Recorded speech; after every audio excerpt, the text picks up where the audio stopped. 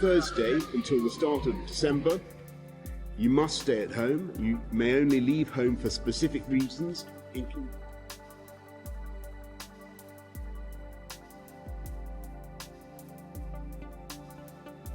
I would say this is sort of an unusual event. It's funny, we're all spread all over the world in different rooms, everybody's locked up.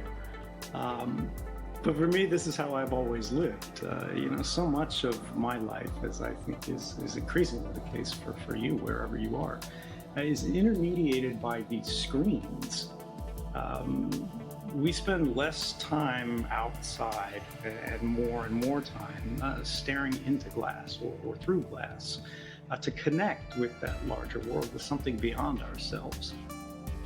And so that's why it's particularly important, I think, as we see the world happening through these screens. And increasingly it feels like something distinct from us, something apart from us, something that we are witnessing rather than participating in.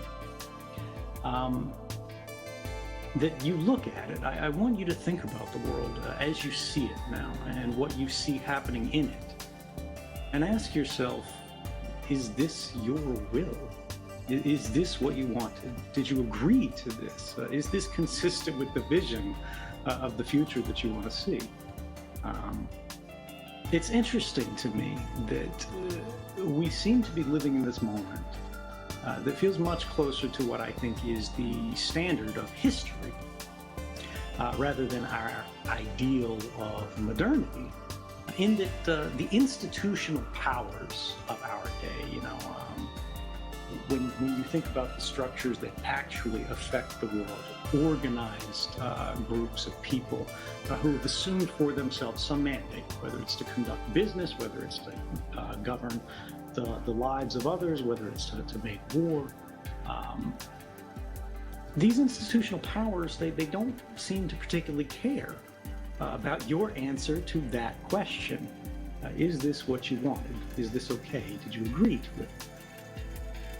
And I think when we look at those institutions and their responses to that question, or rather ask for their feelings about our answer to that question, it's informative, because legislators would say that it doesn't matter. They control the law. Police would say that you don't have a choice as to whether or not you agree to this, because they have the gun, they have the baton. And Facebook would say, click OK to continue.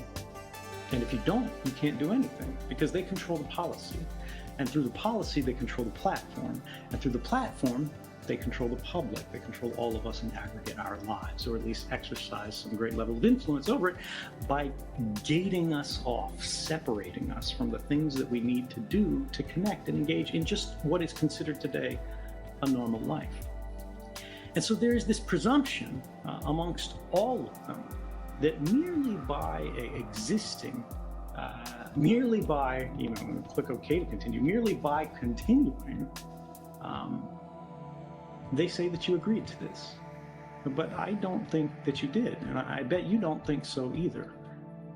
The reality is these institutions, all of them, they pretend that we consent to their actions. They pretend that we agree because of where we were born, or where we have no choice but to live, or lead a life to which we have no alternative because of economic insecurity, or political barriers, or barriers to movement. And I think it can be something as simple as, you opened a website, you turned on your phone. All of these things today have consequences, which we are not informed about, even if you read the 600 pages of legalese, because one of the very first terms in these terms of use that are applied to our lives is that these terms can change at any time. A statement that's as true for government as it is for corporations. And it's time we recognize these are forced choices. If we don't have an alternative but to click OK, if there's no other option but to say no thanks, I would rather have my privacy, no thanks, but I would rather not have you collect this data, no thanks, but I would rather not have you apply violence to minorities, to people who are unlike me, or even to people who are like me. I would like to be treated fairly. I would like to see a more equitable world. I would like to see a better world, and I would like to make that happen. I would like to see politicians who are reasonable rather than extremists. I would like to see police that are worried about public safety rather than state security. And I think the fact that so many of our interactions in modern life, so many of the activities that we have to engage in are intermediated as our lives are by this glass. They are separated from us by this gate of a forced choice. We need to recognize that that is not consent, and the law needs to recognize that that is not consent. The companies need to recognize that is not consent, and the only way that that happens is if we recognize that that is not consent, not in any way that really matters. And I think that is what's happening today. I think that's what we see around the world. I think that's, for a large part, what is responsible for the rising tide of anger that we feel in so many ways. People don't feel a sense of agency. They recognize that things in the world are not going in the right direction, and they don't agree with it. And they do care about it, despite what people say to the contrary. But they don't feel that they have the ability to change it. And that's what we're talking about when we're talking about consent. We need to realize that that lack of consent matters. We need to realize that we matter.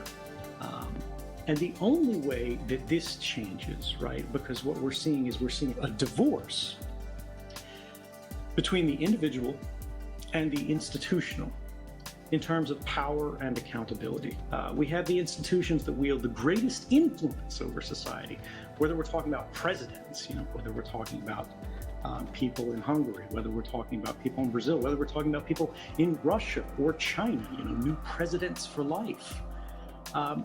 We need to recognize that there seems to be nothing they can do that results in them facing a serious consequence, whereas the smallest infractions of our lives, that can even be civil rather than criminal, are instantly crystallized and memorialized at the moment of mistake and captured into a permanent record that's held and controlled by these groups, again, whether they are commercial or whether they are governmental.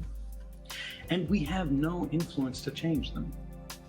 But that's what we need. We need things to change. And, so many people are asking for change. They're basically complaining. They're writing articles. They're going, Facebook, you need to do this. They're towards. But the sad truth of history, when you look, they are actually better than the problems we had in the past, as hard as it is to say. The world is getting better. But we are at a moment of regression. And the only way we make things get better again is through struggle and sacrifice, because change is never something that is granted. Concessions are not given to us by power. Our rights are not gifts. They are prizes that are won. And that won't happen without you. That won't happen simply because you believe in something. That won't happen simply because you care about something. That will only happen when you stand for something. It's not enough to believe in something. It's not enough to say all the right things. It's not enough to just put out a tweet out there. If you want things to change, you have to make things change, and that change begins with you. It's a small thing. It's one conversation at a time. It's not looking away. It's not walking past someone who does the wrong thing. It's saying that you don't agree. It's trying to change the outcome, even in small ways, but recognizing that you have power. I don't care how small you are. I don't care how isolated you are. I don't care how little you are. To the people near you, to the world around you, in your workplace, in your community, in your country, in your own personal space, you can make a difference. But the only time you make a difference is when you actively make that difference, when you make a choice to change things. Again, like we said at the beginning of this talk, look around the world, look around what's happening. Everyone says this is okay by you. Everyone says, you agree with this. The world is asking you right now, history is asking you right now, click OK to continue. And for me, I'm done clicking.